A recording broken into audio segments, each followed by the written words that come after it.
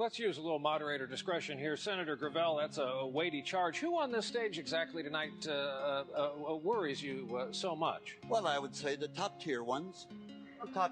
They've made statements. Oh, Joe, I'll include you too. You have a certain arrogance. You want to tell the Iraqis how to run their country. I got to tell you, we should just plain get out. Just plain get out. It's their country. They're asking us to leave, and we insist on staying there. And why not get out? What harm is it going to do? Oh, you hear the statement, well, my God, these soldiers will have died in vain. The entire deaths of Vietnam died in vain. And they're dying in vain right this very second. You know what's worse than a soldier dying in vain? Is more soldiers dying in vain. That's what's worse. Welcome, fellow plebs. My name is Sean, and this is Tribunusplebis. Well, hello, everybody. Welcome back to the podcast. It's always good to have you guys with me. Well, today is July 4th, Independence Day. And I wasn't sure if I would do a special 4th of July episode or not, even up to about a week ago. But it was something I had been considering, but couldn't really find that perfect angle to record something about. Until this week. And I'm not sure that this really qualifies, to be honest, but a genuine hero recently passed away, and I decided to record a little something to honor an actual modern-day patriot. And I'm using patriot in the best possible connotation here. Someone willing to stand up for often stated, but rarely lived principles, which are often hypocritically ignored while also being mythologized and idealized by the powers that be. The sort of person to look power straight in the eyes and scream truth at it. I guess I want to start this off by saying that the idea that everybody in government is evil, corrupt, or rotten to the core, or perhaps just dumb, well, it's an easy claim to make, and I'm certainly not above it myself. We look to Washington, D.C., and we see the results of our two-party system and the corruption that same system promotes, and we get pretty cynical and jaded. This same cynicism and criticism carries over to talking about the parties themselves in a broader sense. We say that they are the same, that they both hate us, they're both corrupt, and so on, and there is a lot of truth to claims like this. I've definitely said all of these things right here in this podcast when I'm trying to make a grander point. But the problem is that just how easy it is to just say they're all evil or they're all the same, with that comes a certain amount of laziness. Rather than actually deal with systemic issues or just sort of, large issues and the like, it's as easy as it is lazy to just throw our hands in the air and say, screw it, they hate us, rather than to actually parse things out. In the same way, it's easy to just say that all of these people are awful or someone didn't vote how I wanted them to, so they are obviously an evil CIA plant, and to just dismiss them with, extreme prejudice. I guess I'm just saying that we toss a lot of babies out with the bathwater. And like I said, I get it. But sometimes, and you know what, maybe even much of the time, there do exist some real ones. And we lost one of the real ones recently. Mike Gravel died on June 26th at the age of 91. And while this isn't, one of our full-blown history podcasts, I do want to take a little time to tell you a little bit about this rather remarkable senator from Alaska, and just a little bit about his most well-known action and his legacy. His life actually started in the city across the Connecticut River from where I live right now, as he was born and raised in Springfield, Massachusetts, until he moved to Alaska in his late 20s. And this was actually a few years before Alaska even became a state. As a young man, he signed on with the U.S. Army to avoid the draft and managed to get himself into the counterintelligence service, which strikes me as sort of ironic given his future life. Once he left the military, Gravel moved to the just-mentioned Alaska to seek his fortune on what he saw as the new frontier. He very quickly got involved in politics, and once Alaska did become a state, he was elected to the Alaskan State House and served 4 years there, even spending time as the Speaker of the House. In 1968, he was elected as one of Alaska's 2 United States senators. Now, I definitely pushed past some interesting stuff concerning Gravel's time in Alaska, but I want to get to the issue that really pushed Mike Gravel into the public consciousness and propelled much of his fame. As a senator, Gravel was an odd man out for sure. He didn't really follow the rules and certainly avoided many of the so-called norms that exist in the culture of our Congress here in the States. Along the way, he annoyed just about everybody, which is why the term gadfly, a gadfly being, according to the dictionary, an annoying person, especially one who provokes others into action by criticism, is getting thrown around so much after his death. And he kind of was a gadfly. He fought against nuclear weapons, including failed attempts to stop 2 nuclear tests underneath Amchitka Island in Alaska, but he actually voted against Nixon's proposed anti-proliferation treaty. He even went on to offer Nixon a yes vote if Alaska was opened up to drilling, which was striking to me when I read about it due to his strong environmental views later in life. He was even an early supporter of normalizing relations with China well before Nixon's famous trip to that country. But what he is most famous for was his participation in the Pentagon Papers affair that rocked both Washington, D.C. and the country at large in 1971. Now, I'm not going to talk much about the papers themselves in this episode, or the larger story. I just want to focus on the Gravel angle right here, given that the man passed away recently.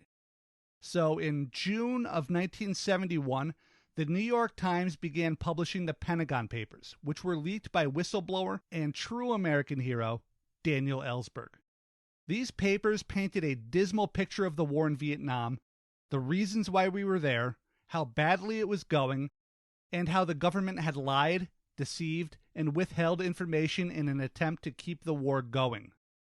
The U.S. supported the coup against President Diem, the Gulf of Tonkin provocation, the faking of the second Tonkin engagement, the lies about why the U.S. was in Vietnam to begin with, the lies about the goals of the war, and so on.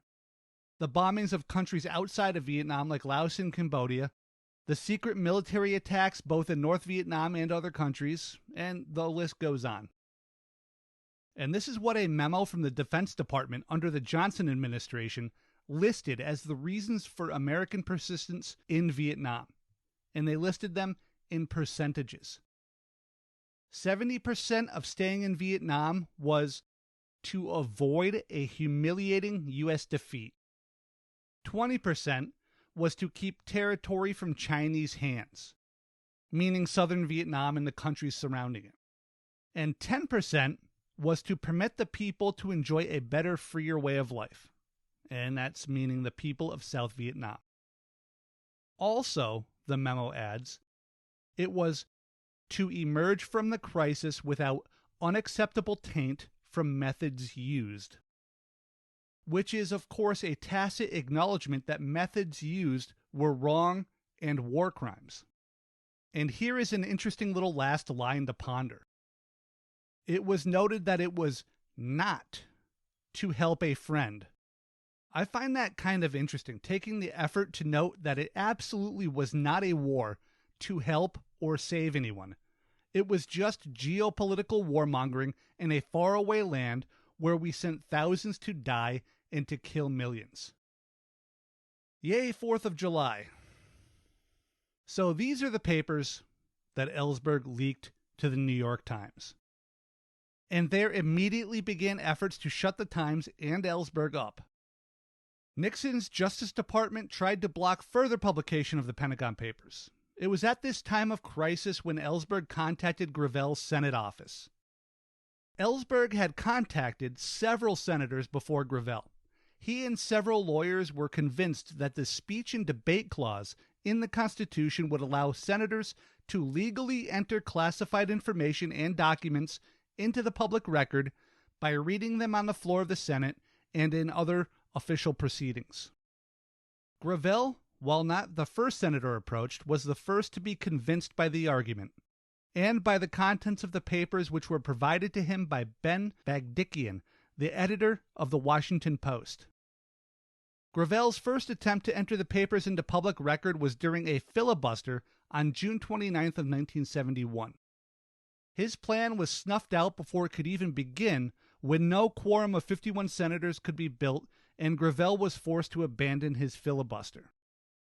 According to the New York Times, quote, Senator Gravel then went across the street to the new Senate office building, to the hearing room of the Buildings and Grounds Subcommittee of the Public Works Committee. There he convened a session of the subcommittee, of which he was a chairman, and began the reading. End quote. It was this meeting of the Buildings and Grounds Subcommittee, a largely unknown subcommittee even today, that the Pentagon Papers entered into the public record in the most official way possible at the time. The meeting was convened, and Representative John Dowd of New York, a Democrat if it matters at all, made the claim that the Vietnam War was sucking funds from the infrastructure that the subcommittee was responsible for. This claim, which Gravel asked Dowd to make, gave Gravel the pretense to begin reading those portions of the Pentagon Papers which he had on hand. Before reading, the senator said this, quote, People, human beings, are being killed as I speak to you tonight. Killed as a direct result of policy decisions that we as a body have made. Arms are being severed. Metal is crashing through human bodies because of a public policy this government, and here he stammered for a few moments from emotion and exhaustion, but continued, One may respond that we made such a sacrifice to preserve freedom and liberty in Southeast Asia. One may respond that we sacrifice ourselves on the continent of Asia so that we will not have to fight a similar war on the shores of America. One can make these arguments only if he has failed to read the Pentagon Papers. That is the terrible truth of it all. These papers do not support our public statements. The papers do not support our best intentions. End quote. Gravel moved to insert more than 4,000 pages of the Pentagon Papers into the official record of his subcommittee hearing, establishing what Ellsberg referred to Sunday in a tribute to Gravel as a precedent that no one has taken advantage of in 50 years. The very next day, the Supreme Court ruled in favor of the New York Times, and the newspaper began to once again publish the papers. In the months after entering those 4,000 pages into the public record, Gravel pushed to have them published in book form, but found no takers at first. Eventually, Beacon Press, an arm of the Unitarian Universalist Church, of which Gravel was a member, agreed to publish the Senator Gravel edition of the Pentagon Papers, with notations by Noam Chomsky and Howard Zinn. The Justice Department once again sued, this time Gravel and the Beacon Press. The Supreme Court eventually upheld that Gravel was immune from his actions in the Senate due to the debate clause, but that Beacon Press was not. The printing of these papers helped force the government to end the quagmire and meat grinder of a war that they were running in Vietnam. It wasn't a light switch, but the base truths of these papers were enough to continue turning the American public against an already deeply unpopular war and to end the draft associated with it. Gravel remained a fervent anti-imperial and anti-war crusader for the rest of his life and popped back into mainstream politics in a major way 2 times after he left the Senate in 1981.